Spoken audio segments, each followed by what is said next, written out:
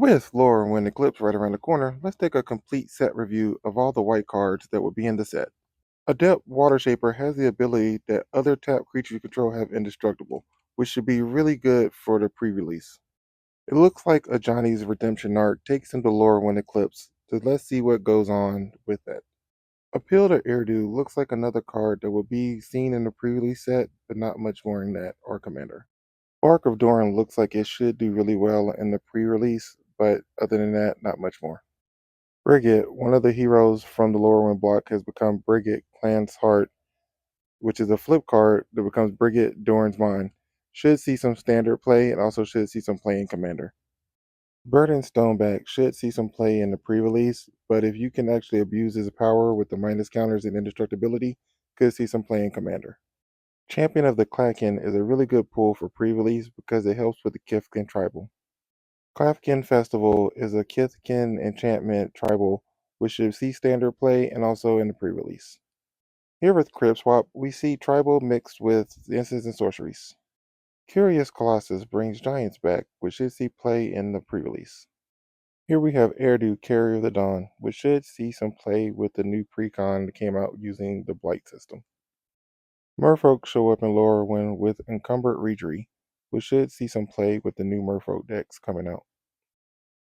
Evershriek's Gifts should see play with their pre-release. Here we have Flock Imposter, not much of anything. Galliant Foul Knight should see play with the Kithkin Commander decks coming out and maybe standard. Gold Metal Nomad should help in Kithkin decks using tokens. Keep Out will be a solid destroy card to look out for in the pre-release. Kin Binding would be a solid enchantment to help out in Kithkin tribal decks. Kithkin Aspirant should see some play in the Kithkin tribal decks. Kinscar Sentry should be a good way to cheat out big creatures being able to use tokens to help in attacking.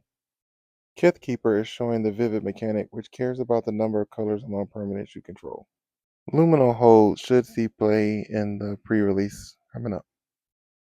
Meander's Guide shows support for the Merfolk tribal. Tree Folks get some love with Moonlight Laminator, which should go and help it in Blight decks. Morning Tide's Light has a nice little blink effect coupled with Teferi's Protection included.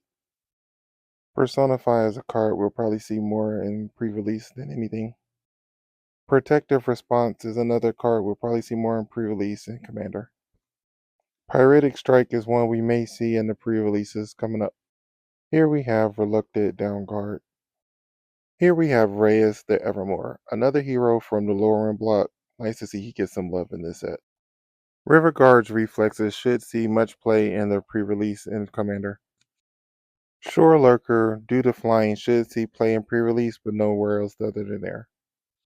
Slumbering Walker should go into Blight decks due to the fact that his -1 counters help with the effect. Spiral into Solitude would be another pre-release card. Here we have Sundappled Celebrant. Here we have Thoughtworth Imbuer, who should be able to be a big play with Kithkin decks. Here we have Timid Shearbearer. Tributary Vulture should see play with the Merfolk tribals helping out. Wonderbind Preacher should see play with the pre-release. We have Wonderbind Trapper, which should see play with Merfolk tribal. Lastly, we have Winnowing, which should see play with the new Commander.